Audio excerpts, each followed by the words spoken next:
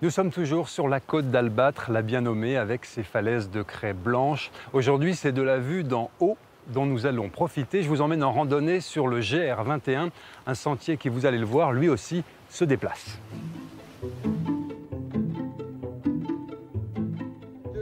Ils veillent sur notre chemin. Daniel et André arpentent souvent ce sentier du littoral. Comment se fait le choix du balisage justement? Où est-ce que vous allez les placer? On met des balises de part et d'autre du cheminement, mais on en met également dans les intersections. On met des croix pour que les gens sachent qu'il ne faut pas aller à droite ni à gauche. Donc là, par exemple, on a un balisage. Ah oui, oh, ça a besoin d'être refait, ça.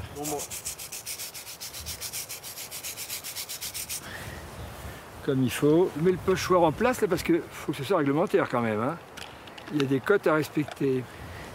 Daniel, ça c'est un travail que vous faites tous les ans? Oui, les baliseurs, il faut qu'ils passent tous les ans, de préférence au printemps, hein, pour voir un peu si durant l'hiver, il n'y a pas eu des dégâts. Et hop, voilà. J'ai eu quelques râleurs qui se plaignaient qu'on n'ait pas sur leur clôture sans leur demander. Il m'est arrivé de devoir leur expliquer que c'est leur intérêt, parce que si on ne balise pas clairement sur les poteaux, ils vont se balader dans leur champ, les gens, ils vont marcher un peu n'importe où. Baliser, c'est assurer la sécurité et du promeneur et du paysan qui est sur le côté, hein. Et puis la sécurité aussi par rapport à la falaise qui n'est jamais très loin.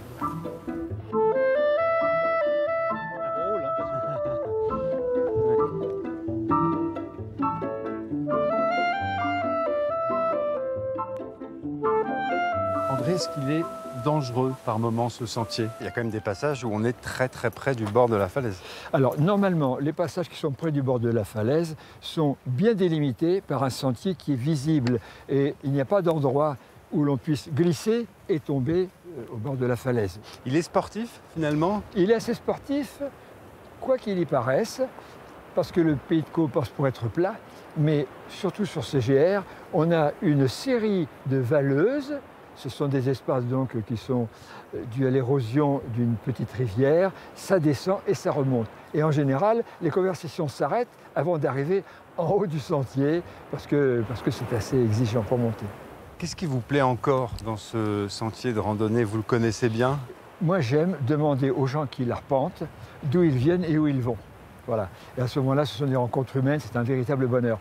Puis il y a le plaisir des yeux, puisqu'on n'est jamais loin du bord de falaise, et presque toujours en altitude. On est à 80 mètres, 100 mètres d'altitude, donc on domine la mer. C'est un spectacle magnifique.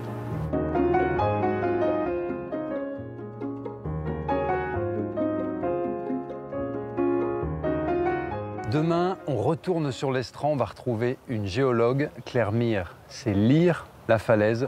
On voit ça demain.